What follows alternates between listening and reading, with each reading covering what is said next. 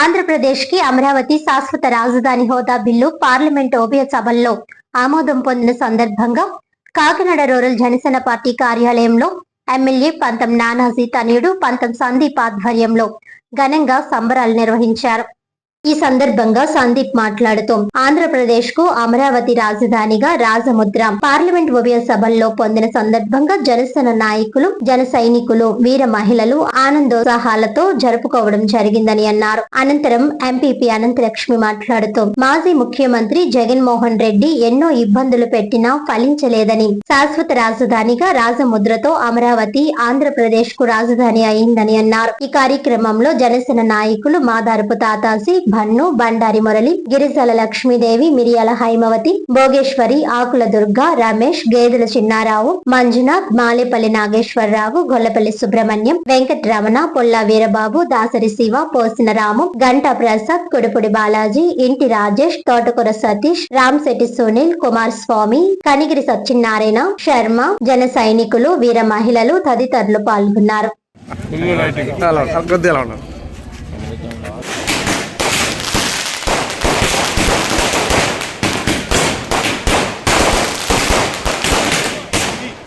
ముందుగా ఆంధ్రప్రదేశ్ రాష్ట్ర ప్రజలందరికీ కూడా ఇది చాలా ముఖ్యమైన రోజు. చరిత్రలో కూడా రేపు పొద్దున్న ఎప్పుడైనా సరే చూసుకుంటే 2 ఏప్రిల్ అనేది ఆంధ్రప్రదేశ్కి క్యాపిటల్ అనేది పూర్తి బలంతో ఏర్పడిన రోజుగా మనం గుర్తుంచుకోవచ్చు. ఈరోజు రాజ్యసభలో, మొన్న లోక్సభలో, దాని ముందు రోజేమో మన అసెంబ్లీలో కూడా మన ఈ అమరావతిని క్యాపిటల్గా మన అందరం కూడా సంపూర్ణ మద్దతుతో స్వీకరించే విధంగా బిల్లును ప్రవేశపెట్టడం జరిగింది.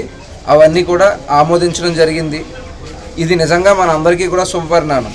ఎందుకు చెప్తా ఉన్నానంటే, గతంలో మనం చూసుకున్నట్టయితే 2.5 ఏళ్ళ క్రితం చాలామంది ఎక్కిరిచ్చేవాళ్ళు. మనం ఏదైనా స్టేట్కి వెళ్ళినా ఎక్కడికైనా వెళ్ళినా కూడా మీ రాజధాని ఏదో చెప్పి అసలు చూద్దామనే పరిస్థితి చాలా వరకు. ఈవేళ మనం కంఠాపదంగా చెప్పచ్చు, ఆంధ్రప్రదేశ్ క్యాపిటల్ ఏది అంటే మాకున్నది ఒకటే రాజధాని, అది అమరావతి అని చెప్పి.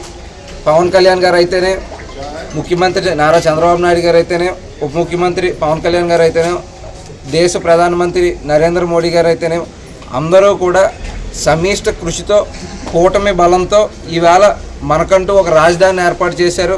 మనం లైవ్ అప్డేట్స్ చూస్తూనే ఉంటున్నాం సోషల్ మీడియాలో. ఈ మధ్య రాజధాని ఊరికే పేరుకు పెట్టింది కాదు, అక్కడ మనం లైవ్ అప్డేట్స్ అన్నీ చూస్తూ ఉన్నాం. ఎయిర్పోర్ట్ కాకపోతే ఎంత ప్రోగ్రెస్ జరుగుతుందో కూడా మనం లైవ్ చూసే పరిస్థితి ఏర్పాటు చేశారు. అంటే అక్కడ ఏదో జరిగిపోతుంది, ఏం జరుగుతుంది అనేది మనకు తెలియలేకుండా కాకుండా మనందరికీ కూడా తెలిసే విధంగా చాలా క్లియర్గా ప్రతిరోజు అప్డేట్స్ కూడా పెడతా ఉన్నారు. మీరు సోషల్ మీడియాలో చాలా క్లియర్గా ఫాలో అవ్వచ్చు. మా జనసేన పార్టీ అధ్యక్షులు పవన్ కళ్యాణ్ గారు మొట్టమొదటి నుంచి కూడా అమరావతి ఒకటే రాజధానిగా ఉంటుందని ఆ రోజు కంఠాపదంగా చెప్పడం జరిగింది.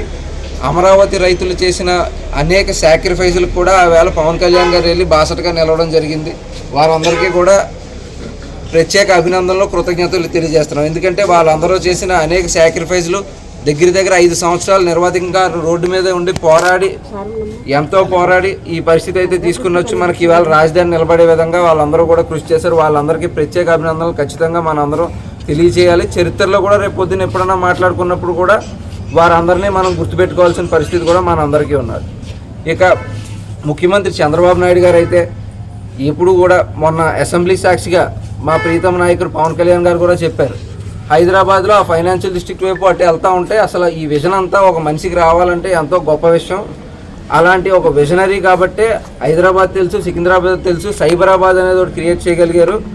అలాంటి విజనరీ అమరావతిని మరింత ముందుకు తీసుకెళ్తారని బలంగా నమ్ముతున్నానని పవన్ కళ్యాణ్ గారు చెప్పడం జరిగింది.